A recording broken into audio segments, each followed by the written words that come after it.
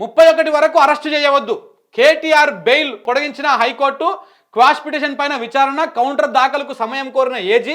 మంగళవారానికి విచారణ వాయిదా. ఇక్కడ 31 తారీఖు దాకా అరెస్ట్ చేయొద్దని చెప్పారు కదా. ఓ నీ అమ్మాయి కథ మన హైకోర్టు చెప్తింటలేదురా నాయన అని చెప్పేసి ఇక చూడండి వెంటనే ఏం చేశారు కదా చూడు. కథ కేటీఆర్కు ఈడీ నోటీసులు ఇచ్చిందంట. ఇక నోటీసులు ఇచ్చింది. ఇప్పుడు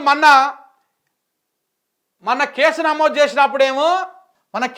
చేసినప్పుడేమో ఈడీ కేసు పెట్టింది. ఏది ఆ రోజు హైకోర్టు కేటీఆర్ను అరెస్ట్ చేయవద్దు, అసలు ఇందులో తప్పేముంది, ఏం తప్పు జరిగింది, ఏ విధమైనటువంటి ఆర్థిక నేరాలు జరిగినాయి అవేవి చూపించండి అని చెప్పేసి ఈ హైకోర్టు ఏజీని అడిగితే ఏజీ గారు ఇచ్చినటువంటి సమాధానము ఆ రోజు ముక్కున వేలేసుకునేటట్టుగా అర్థమైపోయింది. అంటే రాష్ట్ర ప్రభుత్వము కావలసుకొని కక్షపూరిత రాజకీయాల కోసము కేటీఆర్ను అరెస్ట్ చేయాలని చూస్తూ ఉంది అనేది ఆ రోజు హైకోర్టుకు ఏజీ చెప్పినటువంటి వాదనల ప్రకారం అర్థమైంది. హైకోర్టు ఏమడిగింది, మీరు పెట్టినటువంటి ఫార్ములా ఈ రేస్ కేసులో కేటీఆర్ మీద ఉన్నటువంటి ప్రాథమిక ఆరోపణలు ఏంటివి, దానికి సంబంధించినటువంటి ప్రాథమిక ఆధారాలు ఏంటివి చూపియండి అని అన్నది. అప్పుడు ఏజీ ఏం చెప్పిండ్రు, లేవు అవన్నీ ఏమి లేవు, మేము కేసు పెట్టాము, ప్రస్తుతానికి ఆయన అరెస్ట్ చేస్తాము, ఈ విచారణ సందర్భంగా మేము ఆధారాలు చూపిస్తాము అన్నది.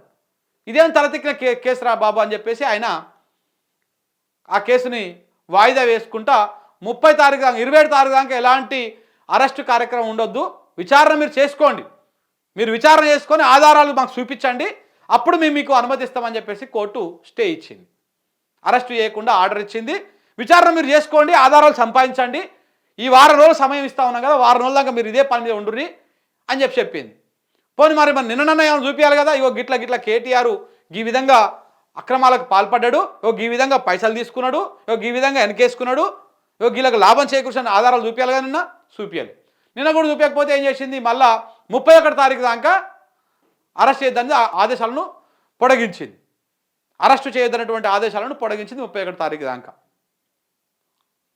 అది అయిపోయినాక అయితే ఆ రోజేమో ఈడీ ఎంటర్ అయింది, కేసు నమోదు చేసింది. ఇక్కడ ఏసీబీతో అయితే లేదు, కోర్టు ఏసీబీకి మొట్టికాయలు వేస్తూ ఉంది, ప్రభుత్వానికి మొట్టికాయలు వేస్తూ ఉంది, కాబట్టి ఇక్కడ అయితే లేదని చెప్పేసి ఈడీని ఎంటర్ చేసిరు. ఆ రోజు పొద్దుగాల పూట ఈడీ ఏసీబీకి లెటర్ రాస్తుంది, అసలు మీ దగ్గర ఉన్న ఎఫ్ఐఆర్ ఏంది నాకు పంపి నేను చూస్తా అని చెప్పేసి వాళ్ళు అడగడము వీళ్ళు ఇవ్వడం అన్నీ అయిపోతాయి గంట సేపట్ల. అయిపోయి ఆడ కోర్టు ఆర్డర్ రాగానే వెంటనే ఈడీ కేసు పెట్టేసింది.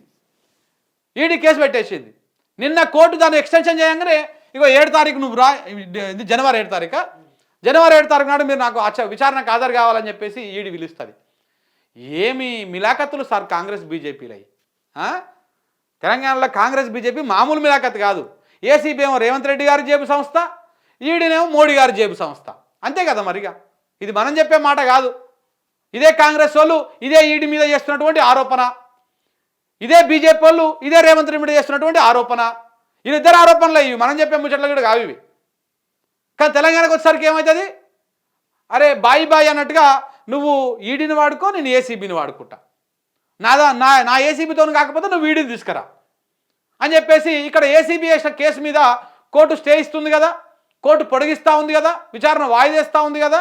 ఇక నాతో అయితే లేదు, ఇక నువ్వు రా, ఇక ఫస్ట్ రోజు కేసు నమోదు చేయి, సెకండ్ విచారణ కొనసాగినప్పుడు విచారణకు రమ్మని చెప్పు 7 తారీఖు నాడు. ఈ రకమైనటువంటి చర్చ నడుస్తూ ఉన్నది. ఇంత దుర్మార్గమైనటువంటి పరిస్థితి కొనసాగుతూ ఉన్నది. 7 తారీఖు నాడు రమ్మని చెప్పేసి కేటీఆర్కి నోటీసులు ఇచ్చినట్ట. ఏడుంది బాబు, ఇగో ఫార్ములా ఈ రేసింగ్ కేసులో కేటీఆర్కు ఈడీ నోటీసులు జారీ చేసింది.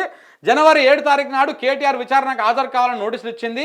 సీనియర్ ఐఏఎస్ అధికారి అరవింద్ కుమారు, హెచ్ఎండిఏ మాజీ చీఫ్ ఇంజనీరు బిఎల్ఎన్ రెడ్డికి కూడా నోటీసులు పంపించారు. జనవరి 2, 3 తేదీలో విచారణకు రావాలని చెప్పేసి ఈడీ నోటీసులు. వీళ్ళకేమో 2, 3 తారీఖు, కేటీఆర్కి ఏమో 7 తారీఖు విచారణకు హాజరు కావాలని చెప్పేసి నోటీసులు పంపించారు.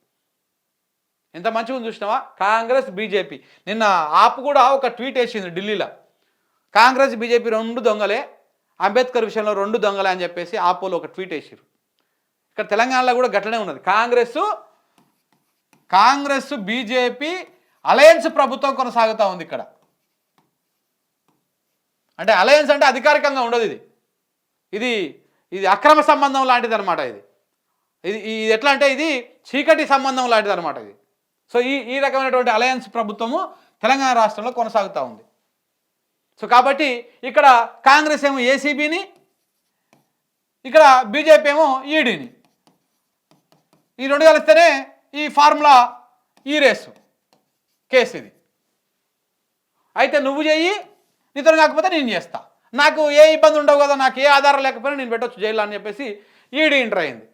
ఈ రకమైనటువంటి ప్రయత్నాలు చేస్తూ ఉన్నారన్నమాట. అంటే ఇది కంప్లీట్ ఒక రాజకీయ కక్షకు సంబంధించినటువంటి కేసు వ్యవహారం, అంతకు మించి ఇంకొకటి ఏమీ ఉండదు.